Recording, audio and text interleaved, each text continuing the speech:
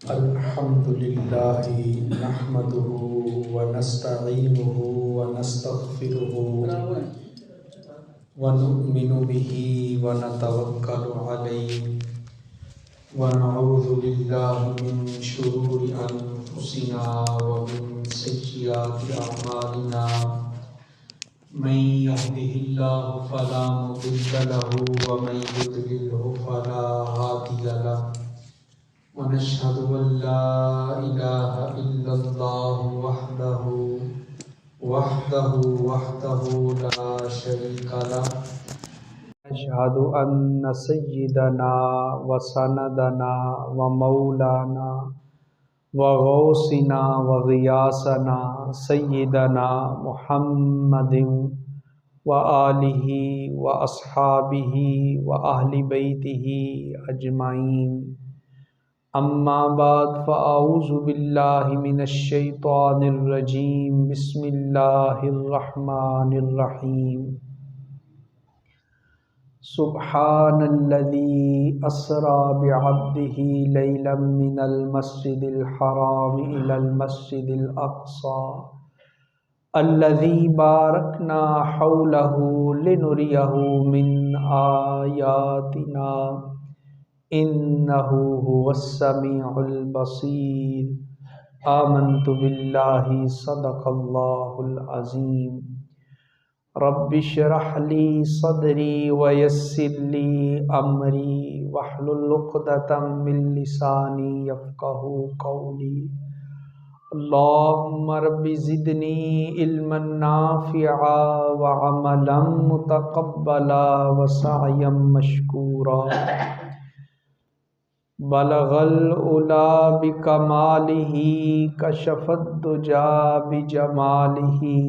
حسنت جمیع خصالہ صلو علیہ وآلہ یا صاحب الجمال و یا سید البشر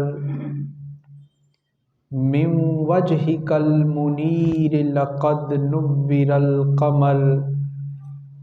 لا يمكن الثناء كما كان حقه بعد از خدا بزرگ توئی قصہ مختصر وقال اللہ تعالی وتبارک فی شان حبیبہ مخبرا وعامرا ان اللہ وملائکتہ یصلون علی النبی یا ایہا الذین آمنوا صلوا علیہ وسلموا تسلیما الصلاۃ والسلام علیک یا سیدی یا رسول اللہ وعلی آلک واصحابک یا سیدی یا حبیب اللہ الصلاۃ والسلام علیک یا سیدی یا خاتم النبیین وعلی آلک واصحابک یا سیدی یا شفیع المذنبین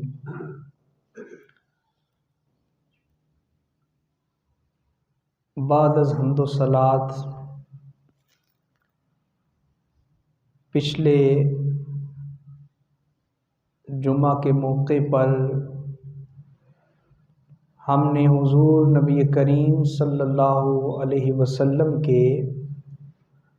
سفر معراج اور معجزہ معراج کے حوالہ سے کچھ باتیں آپ کے سامنے عرض کی تھیں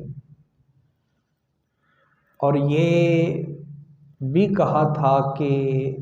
اس سے آگے مزید کچھ گزارشات وہ اگلے جمعے پہ عرض کی جائیں گی۔ ایک بات یاد رکھنی چاہیے کہ اللہ تعالیٰ نے جس نبی کو بھی دنیا میں بھیجا اس نبی کو اللہ نے کوئی نہ کوئی نشانی اور کوئی نہ کوئی معجزہ عطا کر کے بھیجا، اور پھر ہر نبی کو جو معجزہ دیا گیا اس میں ایک خاص بات یہ ہوتی تھی کہ اس دور میں جو فن یا جو ہنر یا جو کاریگری اپنے عروج کے اوپر ہوتی تھی، اللہ تعالیٰ نے اس دور کے پیغمبر کو اسی قسم اور اسی جنس کا معجزہ عطا فرمایا۔ چونکہ نبی اپنی قوم میں سب سے بلند و بالا ہوتا ہے، اور نبی کو جو معجزہ دیا جاتا رہا ہے وہ معجزہ بھی اس دور کی ساری چیزوں سے بلند و بالا ہوتا تھا۔ مثال کے طور پہ حضرت موسیٰ علیہ السلام کے دور میں جادوگری کا فن بڑے عروج کے اوپر تھا، ہر گھر میں جادوگر موجود تھے، حتیٰ کہ وقت کا بادشاہ فرعون اس کے محل میں ہزاروں جادوگر ہر وقت میسر ہوتے تھے۔ اور جب جناب موسیٰ فرعون کے دربار میں اسے اللہ کی توحید کا پیغام دینے کے لیے تشریف لے گئے تو وہ کہنے لگا کہ میری آپ سے بحث کوئی نہیں، یہ میرے دربار میں میرے جادوگر ہیں،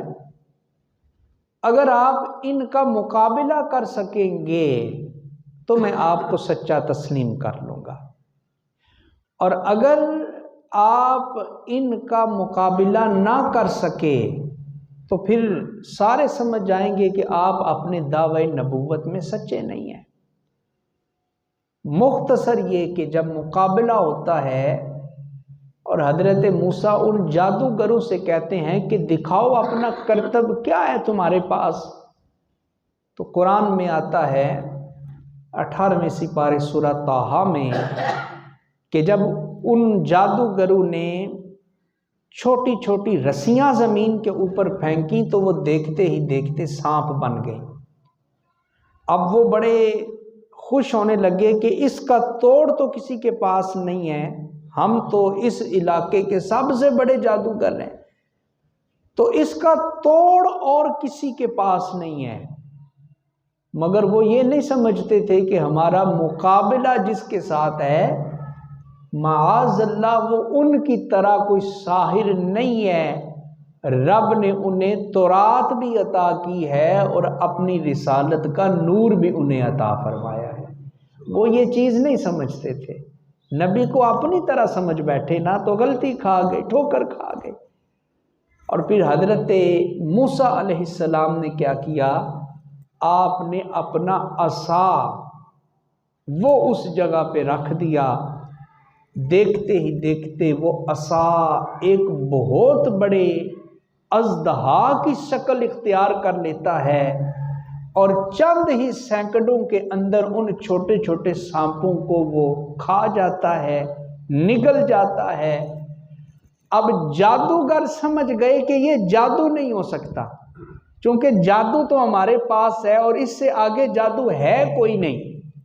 اور حضرت موسیٰ نے جو ہمارے جادو کا توڑ کیا ہے وہ سمجھ گئے کہ یہ جادو نہیں ہے، یہ اللہ کے سچے نبی ہیں۔ قرآن میں آتا ہے ان جادوگروں نے اعلان کر دیا آمنا برب ہارون و موسیٰ، اے موسیٰ ہم سمجھ گئے ہیں کہ آپ اللہ کے سچے نبی ہیں،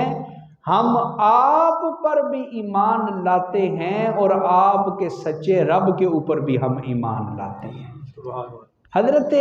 موسیٰ کو یہ معجزہ ملا تو اپنے دور کا سب سے بڑا معجزہ اس کا توڑ کسی کے پاس نہیں تھا۔ حضرت عیسیٰ علیہ الصلاۃ والتسلیم آپ کے مبارک دور میں طب کا فن، یہ حکیم گیری کا فن، یہ ڈاکٹری فن، یہ بڑے عروج کے اوپر تھا، اور حضرت عیسیٰ کو جن لوگوں کی طرف رسول بنا کے بھیجا گیا وہ اتنے بڑے بڑے حکیم تھے کہ ہر بیماری کا علاج کر لیتے تھے، ہر مریض کو وہ صحت یاب کر دیتے تھے، مگر 3 بیماریوں کا علاج ان کے پاس نہیں تھا۔ ایک تو یہ کہ وہ مادر زاد اندھوں کو ٹھیک نہیں کر سکتے تھے، دوسرا جو برس کے مریض ہوتے، جزام کے، کوڑ کے، وہ ان کا علاج نہیں کر سکتے تھے، اور تیسرا وہ مردوں کو زندہ نہیں کر سکتے تھے، وہ بے بس تھے، وہ ان تین بیماریوں کی وجہ سے رب نے حضرت عیسیٰ کو ان کے پاس بھیجا، تو رب نے جناب عیسیٰ کو یہ تینوں شانیں عطا فرما دی، تینوں شانیں رب نے حضرت عیسیٰ کو عطا فرما دی، حتیٰ کہ حضرت عیسیٰ کے پاس کوئی مادر زاد اندھا آ جاتا، آپ اس کی آنکھوں پہ ہاتھ پھیر دیتے، رب اسے شفا عطا فرما دیا کرتا۔ آپ کے پاس برس اور جزام اور کوڑ کا مریض آتا، آپ اپنا دست شفا اس مریض کے جسم کے اوپر پھیرا کرتے تھے، رب اس مرض کو دور فرما دیا کرتا۔ اور حضرت عیسیٰ کو رب نے یہ شان بھی عطا فرمائی تھی کہ آپ قم بِإِذْنِ اللَّهِ کہہ کے مردوں کو حکم دیا کرتے تھے، وہ زندہ سلامت ہو کے کھڑے ہو جایا کرتے تھے۔ تو حضرت عیسیٰ کو رب نے جو معجزہ دیا وہ اپنے دور اور اپنے زمانے میں سب سے اعلیٰ درجے کا معجزہ، سب سے اعلیٰ درجے کا، اور وہ سمجھ گئے حکیم اور طبیب کہ جس کے پاس ان تینوں بیماریوں کا علاج ہے وہ کوئی عام حکیم طبیب نہیں ہے، وہ رب کا سچا رسول بن کے آ چکا ہے۔ حضرت صالح علیہ السلام کو لے لیں، حضرت صالح جس قوم کی طرف رسول بنا کے بھیجے گئے وہ قوم بڑی کاریگر تھی، اور کاریگر بھی ایسی تھی کہ آج کے دور میں بھی ان جیسا کاریگر موجود نہیں ہے۔ وہ قوم کیا کرتی تھی کہ پہاڑوں کو اور پتھروں کو تراش کے، خراش کے، توڑ پھوڑ کے وہ پہاڑوں کے اندر گھر بنایا کرتے تھے، پہاڑوں کے اندر وہ محل بنا لیا کرتے تھے۔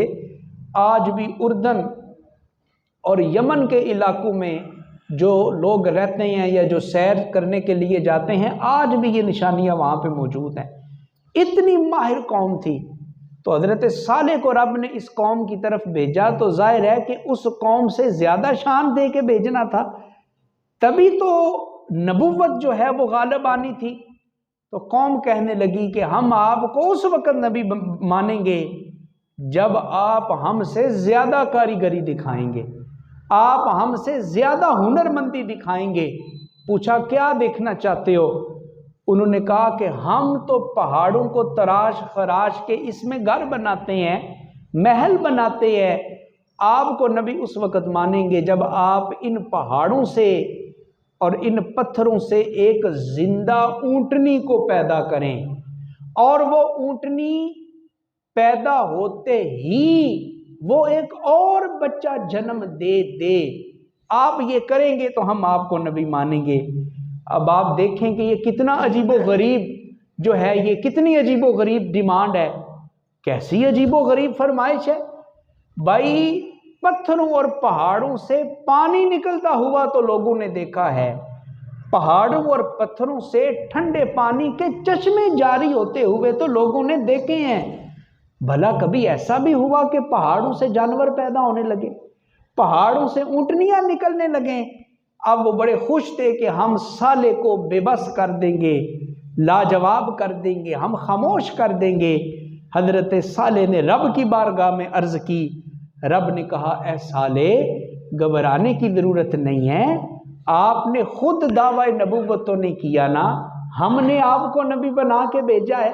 ہم نے آپ کو رسول بنا کے بھیجا ہے، تو آپ کی عزت کی حفاظت بھی ہم کریں گے، آپ کے مرتبے کی حفاظت بھی ہم کریں گے۔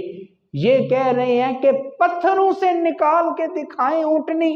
اور وہ پیدا ہوتے ہی بچہ جنم دے۔ رب نے کہا اے صالح بس آپ اشارہ کر دیں اس پہاڑ کی طرف اور اس پتھر کی طرف، آپ اشارہ کر دیں، اشارہ کرنا آپ کا کام ہے، اور ان کے فرمائشی معجزے کو پورا کر دینا یہ آپ کے سچے رب کا کام ہے، یہ آپ کے سچے رب کا کام ہے۔ اور ایسے ہی ہوا، حضرت صالح نے اشارہ کیا، پہاڑ پھٹا، پتھر پھٹا، اس میں سے ایک قد آور گابن اونٹنی نکلتی ہے، حاملہ اونٹنی نکلتی ہے، اور وہ اونٹنی باہر نکلتے ہی بچہ بھی پیدا کر دیتی ہے۔ تو حضرات محترم، اللہ تعالیٰ کا یہ اصول اور ضابطہ رہا ہے۔ رب نے ہر دور کے تقاضوں کے مطابق نبیوں کو شان عطا فرمائی، نبیوں کو معجزہ عطا فرمایا، اور جب باری آتی ہے میرے اور آپ کے پیارے آقا، سب پڑھے صلی اللہ علیہ وسلم، تو وہ جو دور تھا وہ شاعری کا دور تھا، وہ نظموں کا دور تھا، وہ غزلوں کا دور تھا، اور عرب کے ہر گھر میں شاعر موجود تھا، بچے شاعری کیا کرتے تھے، اور گھوڑوں کے اوپر شعر لکھے جاتے، تلواروں کے اوپر شعر لکھے جاتے، اور جانوروں اور پرندوں کے اوپر شعر لکھے جاتے۔ تو رب نے اپنے حبیب کو قرآن کی صورت میں ایک ایسی لاریب کتاب عطا فرما دی، کہا اے عرب والو، تمہیں بڑا ناز ہے اپنی شاعری پہ، تمہیں بڑا ناز ہے اپنی زبان دانی پہ، تمہیں بڑا ناز ہے اپنی فصاحت و بلاغت پہ، تو پھر دیکھو ہم اپنے حبیب کو قرآن کی صورت میں ایک ایسی لازوال کتاب عطا کرنے لگے ہیں کہ اس جیسی کتاب نہ اس سے پہلے نازل ہوئی ہے، نہ قیامت تک اس کتاب کا کوئی مقابلہ کرنے کی طاقت رکھتا ہے۔ تو رب تعالیٰ نے حضور علیہ السلام کو قرآن کا معجزہ عطا فرمایا اس دور کے تقاضوں کے مطابق، اور پھر رب تعالیٰ کے علم میں یہ بات تھی کہ ایک وقت آئے گا، ایک دور آئے گا کہ جب انسان چاند کے اوپر پہنچ جائے گا، اور آج وہ وقت موجود ہے۔ میں اور آپ جس عہد میں، جس دور میں زندگی گزار رہے ہیں، یہ دور سائنس کا دور ہے، اور سائنسدان چاند پہ جا رہے ہیں، اور چاند کے اوپر لوگ پلاٹ خرید رہے ہیں، لوگ جگہ خرید رہے ہیں، وہاں پانی کا انتظام کیا جا رہا ہے، وہاں سبزیاں اور پھل اگانے کی منصوبہ بندی کی جا رہی ہے۔ تو رب کے علم میں یہ بات تھی کہ ایک دور آئے گا کہ جب انسان چاند کے اوپر بھی قدم رکھے گا، تو کوئی کہہ سکتا تھا کہ اے مسلمانوں بتاؤ، رب نے تمہارے نبی کو یہ شان عطا کی ہے، یہ فضیلت رب نے تمہارے نبی کو عطا کی ہے؟ تو اللہ تعالیٰ نے آج سے 1450 سال پہلے میرے اور آپ کے آقا صلی اللہ علیہ وسلم کو رجب کے مہینے میں معراج کی رات اپنے پاس بلا کے دنیا والوں کو یہ بتا دیا، اے دنیا والو، تم سارے مل بھی جاؤ، تمہارا وہم اور تمہارا گمان بھی وہاں نہیں پہنچ سکتا جہاں میں نے اپنے حبیب کو سیر عطا فرما دی ہے، تمہارا تو فہم بھی وہاں نہیں پہنچ سکتا، تم اس کا ادراک بھی نہیں کر سکتے جتنی اعلیٰ شان میں نے اپنے حبیب مکرم کو عطا فرما دی ہے۔ اور میں نے عرض کیا تھا حضور علیہ السلام کا سفر معراج بیان کرتے ہوئے سلسلہ وار مسجد اقصیٰ تک کا ذکر ہو گیا تھا، اور حضرات محترم مسجد اقصیٰ میں نبی پاک صلی اللہ علیہ وسلم کی کیسی شان ظاہر ہوتی ہے کہ حضور تمام نبیوں کو نماز پڑھاتے ہیں، حضور نبیوں کی امامت فرماتے ہیں، حضور اماموں کے امام بن گئے، حضور نبیوں کے نبی بن گئے، حضور عزت والوں میں سے سب سے زیادہ عزت حاصل کرنے والے ہو گئے۔ اور پھر اس کے بعد حضور علیہ السلام کا سفر شروع ہوتا ہے آسمانوں کی طرف، پہلا آسمان، پھر دوسرا، پھر تیسرا، حتیٰ کہ 7 آسمانوں کی سیر نبی پاک نے فرمائی۔ اور پھر یاد رکھیں ہر آسمان میں، ہر آسمان پہ پہنچنے سے پہلے ہی رب نے حضور کے استقبال کے لیے ایک ایک نبی کی ڈیوٹی وہاں پہ مقرر کر دی تھی۔ ہر آسمان کے اوپر رب کی شانوں اور عظمتوں والے رسول نے آگے بڑھ کے حضور کو ویلکم کہا ہے، حضور کو خوش آمدید کہا ہے، حضور کو اہلا و سہلا مرحبا کہا ہے۔ یار دیکھو اس پیغمبر کی شان کیا ہے، ذرا سمجھو تو صحیح اس نبی کی شان کیا ہے کہ جس نبی کا استقبال کرنے کے لیے کبھی حضرت آدم کھڑے نظر آتے ہیں، کبھی حضرت ابراہیم کھڑے نظر آتے ہیں، کبھی حضرت زکریا اور حضرت الیاس کھڑے نظر آتے ہیں، اور کبھی حضرت موسیٰ اور عیسیٰ جیسے پیغمبر کھڑے نظر آتے ہیں۔ تو ذرا غور کرو کہ جس نبی کے رستے میں فیض لینے کے لیے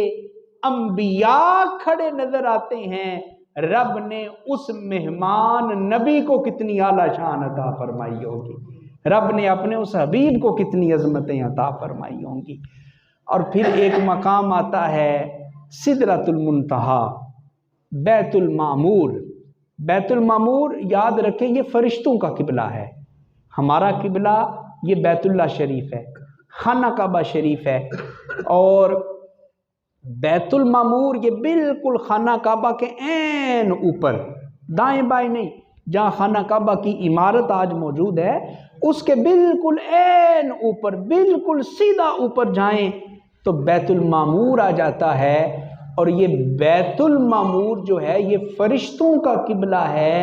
اور یہ اتنی برکتوں والی جگہ ہے کہ بیت المعمور سے رحمتیں لے کر اور برکتیں لے کر فرشتے ساری دنیا میں یہ برکتیں تقسیم کرتے رہتے ہیں، ساری دنیا میں وہ رحمتیں تقسیم کرتے رہتے ہیں۔ سدرۃ المنتہا تک بھی حضور تشریف لے گئے، اور جب آگے کا سفر شروع ہونے لگا تو جبریل نے کہا حضور بس میری تو یہ منتہا ہے، یہ میری حد بندی ہے، یہ میری باؤنڈری لائن ہے۔ لو دنوت انملۃ لترکت، حضور میں اس سے آگے انگلی کے پورے کے برابر بھی آگے بڑھا حضور میں جلا دیا جاؤں گا، میں راکھ ہو جاؤں گا، حضور اس سے آگے نہیں جا سکتا۔ اب سنیں اپنے پیغمبر کی شان، نبی پاک نے یہ نہیں کہا کہ اے جبریل میں آگے کیسے سفر کروں گا اور مجھے آگے کون لے کر جائے گا، تو آیا تھا میرے ساتھ مجھے راہ دکھانے کے لیے، میری رہنمائی کرنے کے لیے، اس سے آگے تو یہاں رک رہا ہے تو میں آگے کہاں پہ سیر کروں گا؟ تو اس کا جواب بھی مل گیا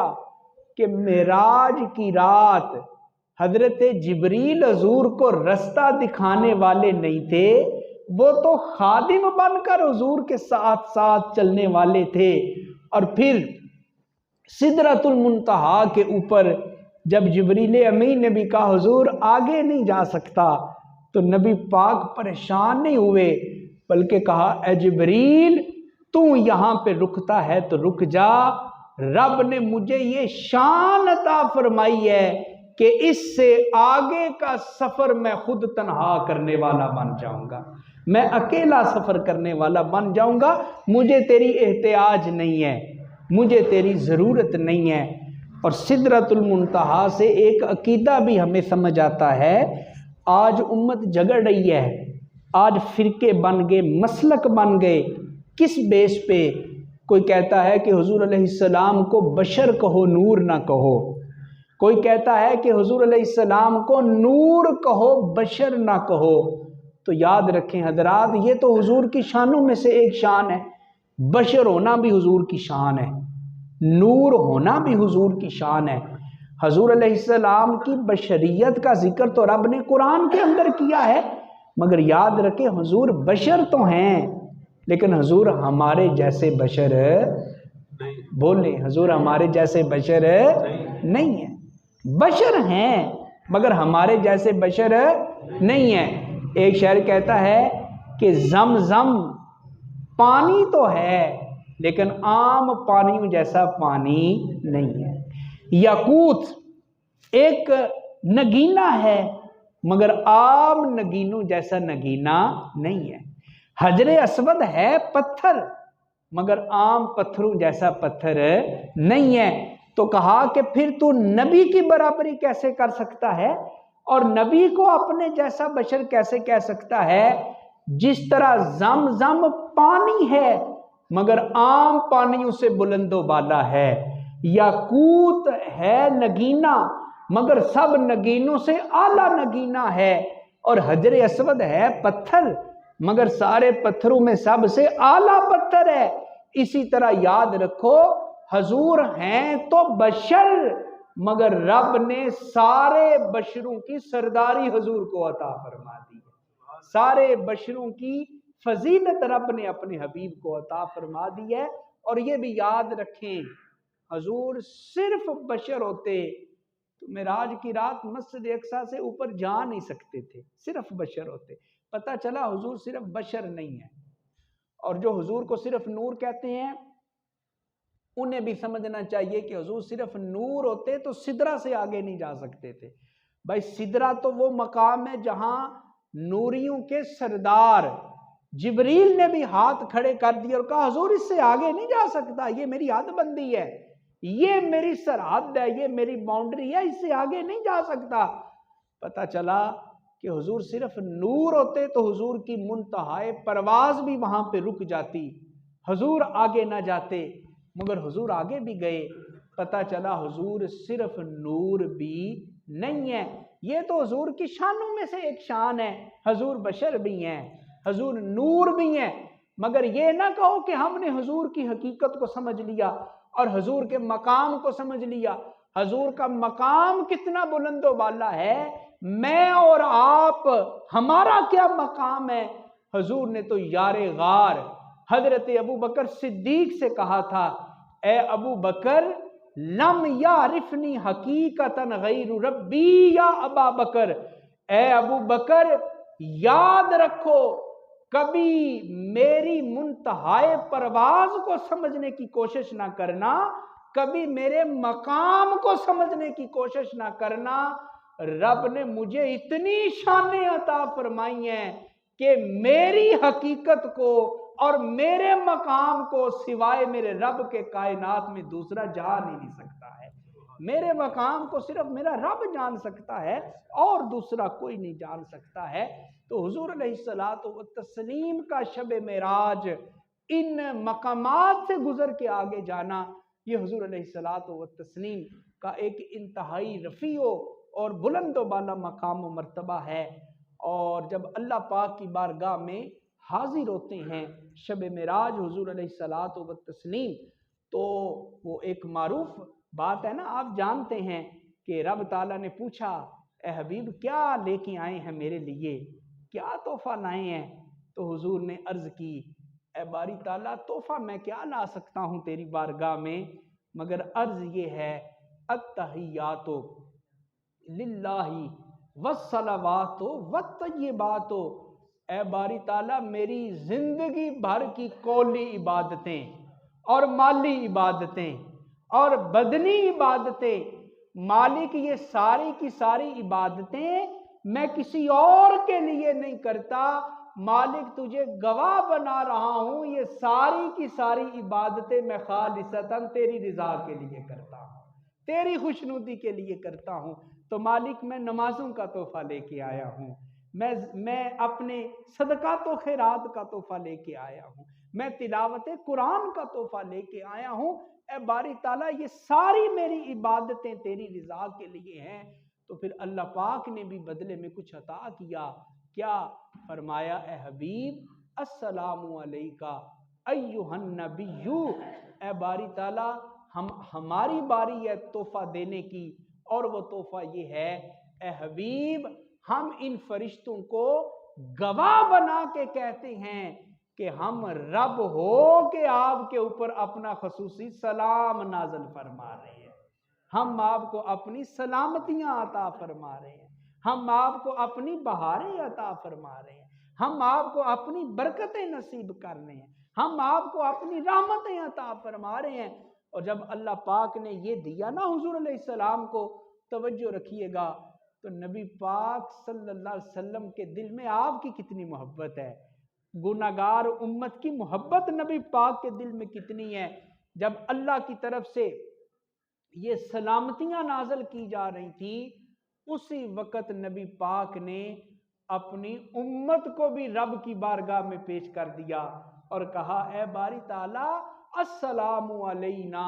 وعلی عباد اللہ الصالحین، اے باری تعالیٰ یہ صرف سلام مجھے ہی عطا نہ فرما، جس طرح تو نے مجھے اپنا سلام عطا کیا ہے، اے باری تعالیٰ میری امت کے اوپر بھی یہی سلامتیاں عطا فرما دے،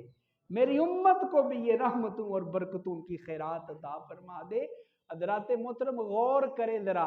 غور کریں ذرا اس مقام کے اوپر کہ مدینے والے مصطفیٰ نے آپ کو کس نازک مقام کے اوپر بھی یاد رکھا ہے۔ حضور نے آپ کو فراموش نہیں کیا، حضور نے آپ کو بھلایا نہیں ہے۔ آج کسی کی پہنچ ہو جائے نا صدر وزیر اعظم تک اور یارانہ لگ جائے، الیک سلیک ہو جائے، تو وہ اس صدر وزیر اعظم سے کوئی بینیفٹ مانگے گا، کوئی مراعات، کوئی فائدہ مانگے گا، یا اپنی ذات کے لیے مانگے گا کہ مجھے یہ دے دیں، یا اپنی اولاد کے لیے مانگے گا میرے بڑے بیٹے کو یہ دے دیں، چھوٹے کو یہ دے دیں، یا اپنے قریبی لوگوں کے لیے کچھ مانگے گا۔ دیکھو حضور کے دل میں تمہاری کتنی محبت موجود ہے۔ لَقَدْ جَاءَكُمْ رَسُولٌ مِّنْ أَنفُسِكُمْ عَزِيزٌ عَلَيْهِ مَا عَنِتُّمْ حَرِيصٌ عَلَيْكُمْ بِالْمُؤْمِنِينَ رَءُوفٌ رَحِيمٌ۔ رب نے تمہیں ایسی شانوں والے رسول عطا فرمائے ہیں جو تمہارے لیے بڑے شفیق ہیں، تمہارے لیے بڑے رؤوف ہیں، تمہارے لیے بڑے رحیم ہیں۔ شب معراج رب سے ملاقات کے وقت اور رب کی زیارت کے وقت مصطفیٰ کریم نے اپنے لیے کچھ نہیں مانگا، اپنی اہل بیت کے لیے کچھ نہیں مانگا، اپنی اولاد کے لیے کچھ نہیں مانگا۔ لوگوں معراج کی رات بھی مصطفیٰ کریم نے رب سے کچھ مانگا ہے تو گناہگار امت کی بخشش کا سوال مانگ لیا ہے، تمہاری مغفرت کا سوال نبی پاک نے مانگا ہے رب کی بارگاہ سے۔ تو پھر ہم اتنے بے وفا ہو گئے کہ حضور تو ہمیں وہاں بھی یاد رکھیں، ہم نے کبھی حضور کو یاد نہیں کیا۔ یا ذرا غور تو کر، حضور نے کس کس مقام پہ تمہیں یاد رکھا ہے؟ بدر میں گئے تو وہاں دعائیں، احد میں گئے تو وہاں دعائیں، خندق و تبوک میں گئے تو وہاں پہ دعائیں، غار حرا کی خلوتیں، غار ثور کی جلوتیں، اور جناب والا مکے میں ہیں تو امت کے لیے دعائیں، مدینے میں ہیں تو امت کے لیے دعائیں، اور معراج کی رات رب سے شرف ملاقات کر رہے ہیں تو بھی تمہارے لیے دعائیں۔ اب سوچ تو نے حضور کے لیے کیا کیا ہے، ذرا غور کیا کرنا۔ کیا کبھی تو نے بھی حضور کی نعتیں پڑھی ہیں؟ کبھی حضور کا ذکر سن کے تیری آنکھیں بھی نم ہوئی ہیں؟ کبھی حضور کی محبت میں تیرے دل میں بھی ہلچل مچی ہے؟ کبھی حضور کے فراق میں تجھے بھی رونا آیا ہے؟ کیا کبھی تو نے رب سے دعا کی ہے کہ مالک مجھے بھی اپنے نبی کا دیدار عطا کر دے؟ کبھی تو نے حضور کے اوپر محبت سے درود پڑھا ہے؟ ہم بڑے بے وفا ہو گئے، ہم نے حضور علیہ السلام کے ساتھ وہ جو محبت کا تعلق ہے، وہ جو غلامی کا رشتہ ہے، وہ جو غلام ماننا رشتہ تھا، ہم نے اس کو فراموش کر دیا۔ ہم نے راضی رکھا اپنے بچوں کو، ہم نے راضی رکھا اپنی برادری کو، ہم نے راضی رکھا اپنے دوستوں کو، ہم نے سب کو راضی کر لیا، ہم نے راضی نہیں کیا، اللہ کو راضی نہیں کیا اور اللہ کے رسول کو راضی نہیں کیا۔ ہم ساری دنیا کو راضی کرتے رہے مگر حضور سے ہم دور ہوتے چلے گئے، نبی پاک کے فرامین کو ہم بھلاتے چلے گئے، اور معراج کی رات کا جو سب سے بڑا تحفہ تھا وہ صلاۃ کا تحفہ ہے، وہ نماز کا تحفہ ہے، اور ہم نے تو اس تحفے کی بھی قدر نہیں کی ہے۔ بھائی آپ کے گھر میں کوئی بڑا قیمتی تحفہ لے کر آئے، آپ اگلے دن اسے جو ہے وہ کباڑ میں پھینک دیں اور ردی کی ٹوکری میں پھینک دیں اور اس کو پتہ چل جائے تو بتائیں پھر اس کے دل پہ کیا بیتے گی، اور وہ کیا سوچے گا کہ اس نے قدر ہی نہیں کی ہے میرے تحفے کی، میرے گفٹ کی، میرے ہدیے کی۔ تو حضرات محترم معراج کا سب سے بڑا تحفہ وہ نماز کا تحفہ ہے۔ سب سے بڑا تحفہ کون سا تحفہ ہے؟ بولیں کون سا تحفہ ہے؟ ہماری نمازیں پوری ہیں کیا؟ ہم 5 نمازیں جماعت کے ساتھ پڑھتے ہیں؟ کبھی پڑھ لیتے ہیں، کبھی چھوڑ دیتے ہیں، کبھی مسجد میں حاضری لگ جاتی ہے، کبھی کہتے ہیں کیا جانا ہے مسجد، گھر میں ہی پڑھ لو، ادھر ہی پڑھ لو، کیا جانا ہے سفر کرنے کے لیے۔ کبھی دکان پہ نماز چھوڑ دیتے ہیں، کبھی دوستوں کی محفل میں جماعت چھوڑ دیتے ہیں، کبھی جو ہے جناب والا وہ ٹی وی کے سامنے نماز چھوڑ دیتے ہیں۔ نماز کتنا بڑا تحفہ ہے میں آپ کی خدمت میں عرض کروں کہ اس امت کے اوپر رب نے جتنے احکام فرض کیے ہیں وہ زمین کے اوپر ہوئے ہیں. روزے ملے آپ کو زمین پہ، حج ملا زمین پہ، عمرہ ملا زمین پہ، پردے کا حکم اترا زمین پہ، شراب حرام ہوئی، سود حرام ہوا زمین پہ. ہر حکم رب نے زمین کے اوپر فرض کیا ہے. لیکن نماز اتنی اعلیٰ درجے کی عبادت ہے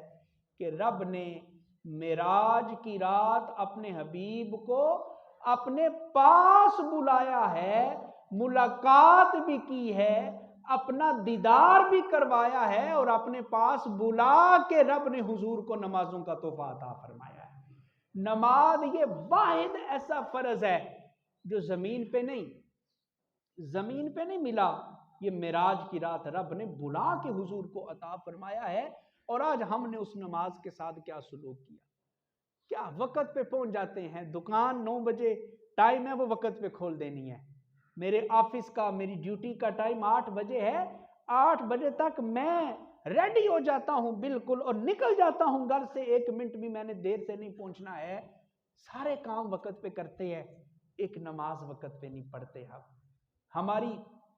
نمازیں ادھوری ہیں، ہماری نمازیں نامکمل ہیں. حضرات نماز کو ہلکا نہ لیا کریں، نماز ہلکا نہ کیا کریں. قرآن میں رب کہتا ہے نماز پڑھو وَلَا تَكُونَنَّ مِنَ الْمُشْرِكِينَ، اور مشرکوں میں سے نہ ہو جاؤ. نماز پڑھو اور مشرک نہ بنو. کیا مطلب اس کا؟ مطلب یہ کہ رب نے نماز کا تعلق جوڑ دیا ہے شرک کے ساتھ، اور نماز کا تعلق جوڑ دیا ہے رب نے کفر کے ساتھ. گویا جو نماز پڑھتا ہے وہ شرک سے بچا لیا جاتا ہے، وہ کفر سے بچا لیا جاتا ہے. اور جو خدا نخواستہ اس میں سستی کر دے پھر اس کا معاملہ سنگین ہو جاتا ہے. اور ایسی احادیث مروی ہیں. بخاری مسلم کی یہ حدیث ہے جس میں حضور نے فرمایا من ترک الصلاۃ متعمدا فقد کفر. فرمایا جس نے عمدن جانتے بوجھتے نماز کو چھوڑ دیا اس نے کفر کیا. اس نے کفر کیا. جس نے قصدن جان بوجھ کے نماز کو قضا کر دی اس نے کفر کیا. اب یہ حدیث پاک ہے بخاری مسلم کی، اور اسی سے امت کے بہت بڑے بڑے علماء کا یہ فتویٰ ہے، اور یہ ان کا جو ہے یہ مشورہ ہے. وہ کہتے ہیں کہ اگر کوئی مسلمان بالکل بے نمازی ہو جائے اور نماز سے اس کا کوئی تعلق ہی نہ رہے، اور کبھی مسلمانوں نے اسے مسجد میں دیکھا نہ ہو، کبھی اس کو نماز پڑھتے ہوئے نہ دیکھا ہو، کہا حدیث کہہ رہی ہے کہ اس نے کفر کیا، اور پھر عملی طور پہ بھی اس نے ثابت کر دیا، لہذا اس کا دین سے تعلق ہی کوئی نہیں بچتا. اور ہم کیا کہتے ہیں؟ کوئی بات نہیں، معافی مانگ لیں گے. شب رات آنے والی ہے، معافی مانگ لیں گے. پھر رمضان آنے والا ہے، معافی مانگ لیں گے. پھر لیلۃ القدر آئے گی تو معافی مانگ لیں گے. بوڑھے ہوں گے تو نمازی بنیں گے، ریٹائر ہوں گے تو نمازی بنیں گے. ذرا قبرستان جا کے دیکھ کتنے ایسے جوان قبروں میں پڑے ہیں جو یہ سوچتے تھے کہ بوڑھے ہوں گے تو نماز پڑھیں گے. انہیں